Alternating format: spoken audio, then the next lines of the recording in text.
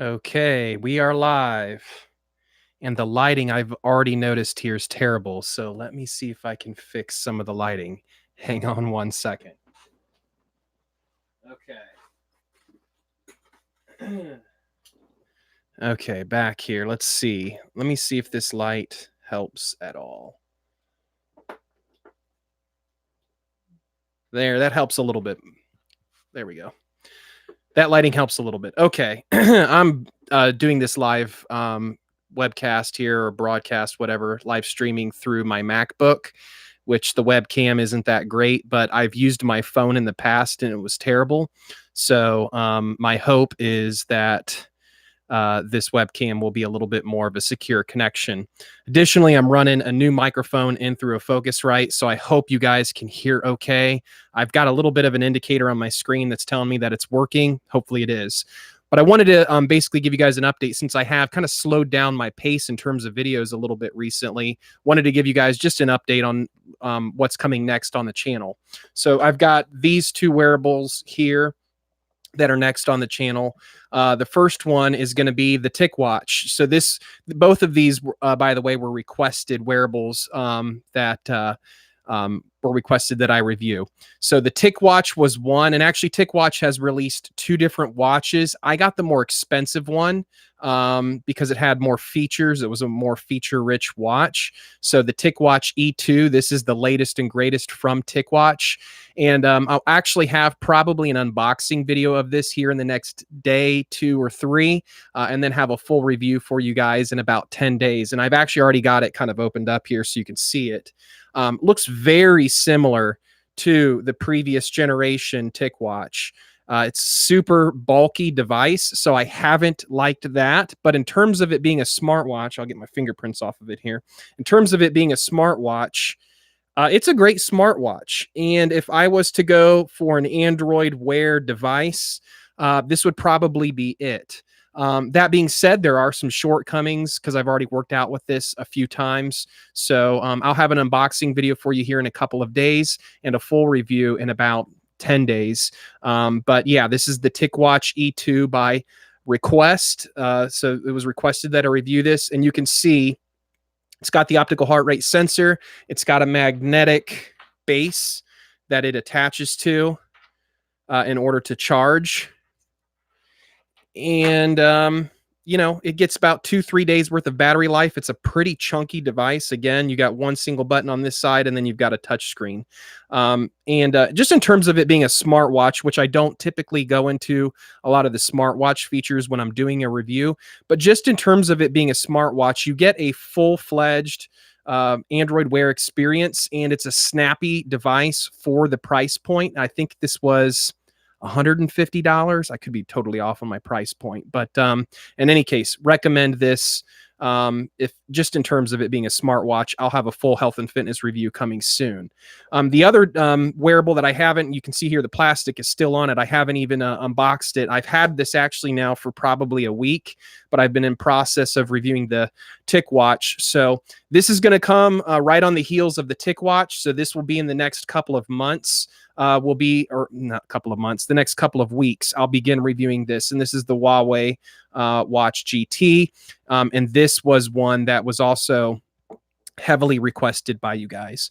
So that's it. Just wanted to bring you guys a couple of announcements that, yeah, I haven't had a video drop in maybe 10, 12 days or so, but I am busy. I've got a couple of wearables that I'm in the process of reviewing. I'll have an unboxing video for the TicWatch E2 here in a couple of days. I'll probably get to an unboxing video on this guy here within this next week as well, just so you guys can see it. And I'll begin reviewing it here as soon as I get done with my TicWatch E2. So hopefully that's helpful to you guys. Again, both of these watches were requested by you guys. So I'm trying to kind of accommodate some of the watches that you guys want to see. And the other thing, I kind of had a question for you guys now that I'm kind of wrapping up. I'm only 5 minutes into this live stream, but a question for you guys if you've stuck around this long. When I review wearables like the one that I'm currently in process of reviewing, like the TicWatch E2, in general, I like to compare the results of the optical heart rate sensor against another wearable. And I've done it one of two ways, and I get complaints both ways. I've reviewed it against another watch that has an optical heart rate sensor, like my Apple Watch or a Garmin wearable watch or a Fitbit or whatever. I'll compare, the existing watch against the other watch and say, the heart rate sensor was better or it was worse.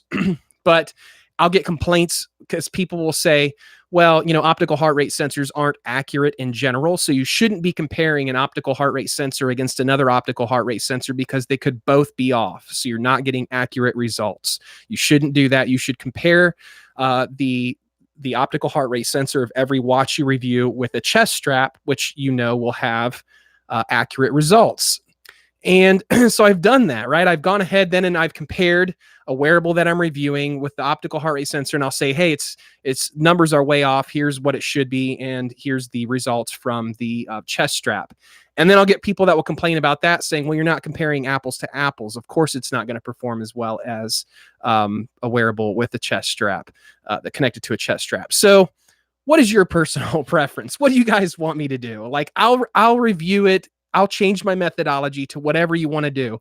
But when I compare a wearable that I'm reviewing against another wearable, do you want to see an apples to apples comparison where I compare the optical heart rate sensor against another optical heart rate sensor? Or would you prefer me to compare an optical heart rate sensor against a chest strap? What makes more sense to you guys? So I'm seeing someone saying watch against watch. So that's my preferred method.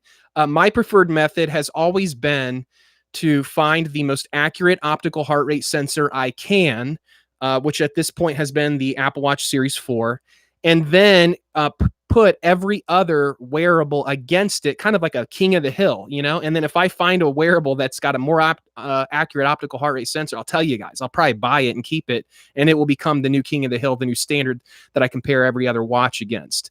So typically what I've done is just compared most of these against whatever wearable is my daily wearable. But again, I get complaints for that. So let me know what you guys think. I think just for the sake of the TicWatch review, since it's a smartwatch and it's an Android Wear watch, it makes sense to kind of pit it against the Apple Watch Series 4. So that's what my plan is, unless, you guys absolutely hate that idea, and then I'll go with something different. But so a couple of questions that I got coming in here. Someone's saying, I'd love to know which watches automatically register normal commuting biking. They all suck at that, right?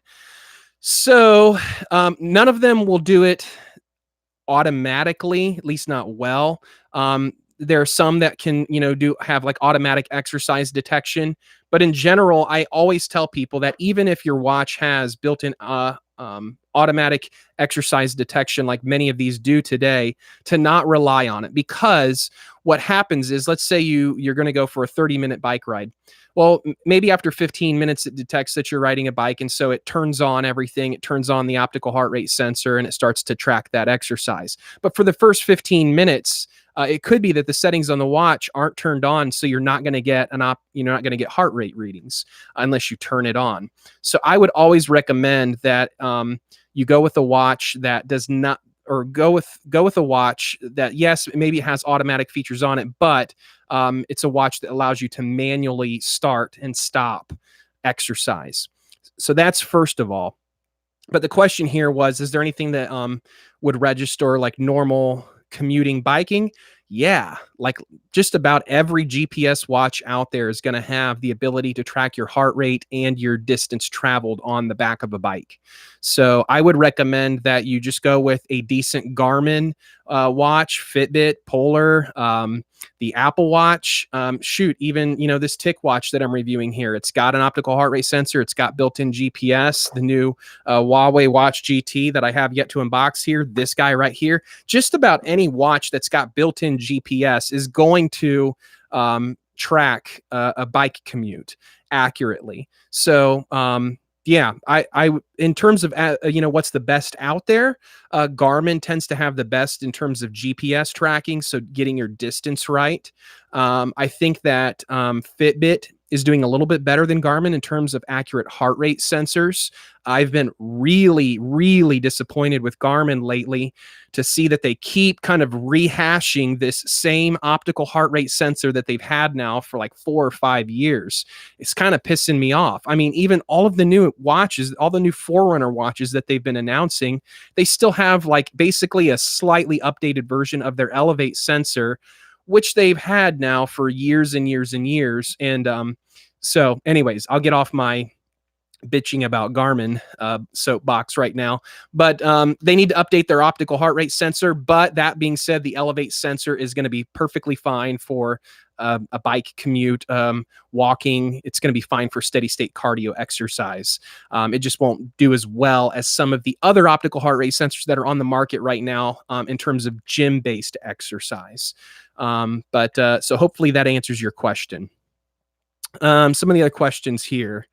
One note about Fitbit, because someone was asking about Fitbit here too. One note about Fitbit is, in general, I do like their optical heart rate sensors a lot. A lot of their devices will have connected GPS, so pay attention to which which Fitbit device you're looking at buying, because you may think it has GPS, but it may not actually have GPS. If it says connected GPS, what that really is it's using a Bluetooth connection to steal your phone's GPS. So you have to have your phone with you. So on connected GPS devices, if you do not have your phone with you, it will have to estimate distance based on like your steps, for example, as opposed to actually tracking your real GPS distance. So pay attention to that with a Fitbit device. That's kind of sneaky how a lot of these manufacturers now will say that they have connected GPS, and that might be confusing. You might think it's a GPS watch, but it's not. It's using your phone's GPS.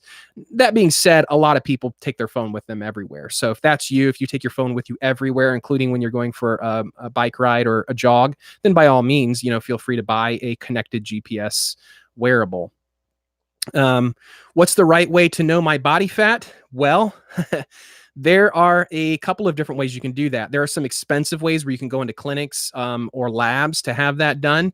Probably the most accurate way to know what your right body fat is on your own is to buy some calipers.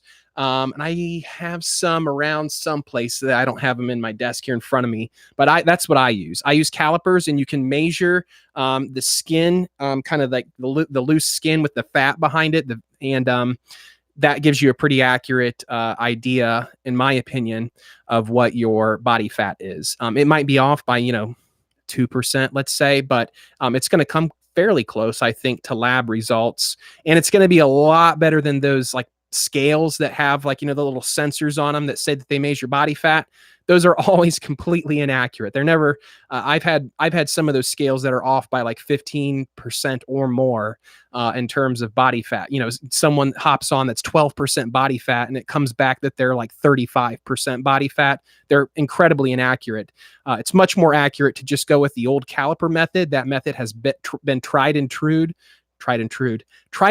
now for like several decades. So hop on Amazon.com or get on Google and just type in body fat calipers, and you'll find cheap little plastic calipers for like $10 or less that you can use to accurately measure your body fat. Next questions. The location app on the Amazfit Stratos, how does it work?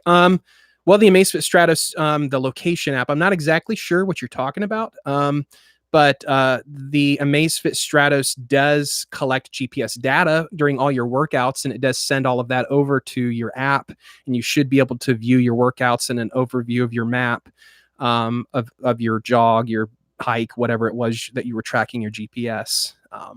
Should I buy a Fitbit Versa now or wait for an update? Well, that's a good question. They actually kind of did just update the Fitbit Versa with the Fitbit Versa Lite. And so I don't know. Will they release a Versa 2 this year? Probably. What should you do in the interim? Well, if you have something else that you're already using that works okay, then wait for the update. If you don't have any wearable and you're like wanting to kind of get on board with tracking your exercise and stuff now, then if you find a good deal, then buy one now is what I would say. The Fitbit Versa is a great wearable. I was especially impressed with how good it was for gym-based use. It has a good optical heart rate sensor. It's got the same optical heart rate sensor that's also on the Fitbit Ionic, but it was much more accurate on the Versa, in part because the Versa is a lighter watch, so it didn't move around as much on my wrist, and I got really accurate results from the Fitbit Versa optical heart rate sensor for just about every exercise that I put it through. So I definitely recommend it. I still think it's one of the better wearables out there in terms of the optical heart rate sensor accuracy. It does not have built-in GPS, so it's not a GPS watch. You'll have to take your phone with you if you're wanting to track GPS-based exercise. So that's kind of the only caveat on the Fitbit Versa. But if that doesn't matter to you, if you take your phone with you everywhere you go, then by all means, buy the Fitbit Versa. I think it's a great wearable. Cool. Well, I only got about 7-8 people watching here at this time, so I'll let you guys go. Just wanted to check in with you real quick and show off a couple of the boxes and the TicWatch E2, which I'm in process of getting a review and unboxing out to you guys. So thanks for watching, and hope you guys like this setup. Okay, hopefully this live setup is a little bit better than what I've done in the past. It seems to be a little bit at least more consistent. I'm not disconnecting from the internet like I have in past videos.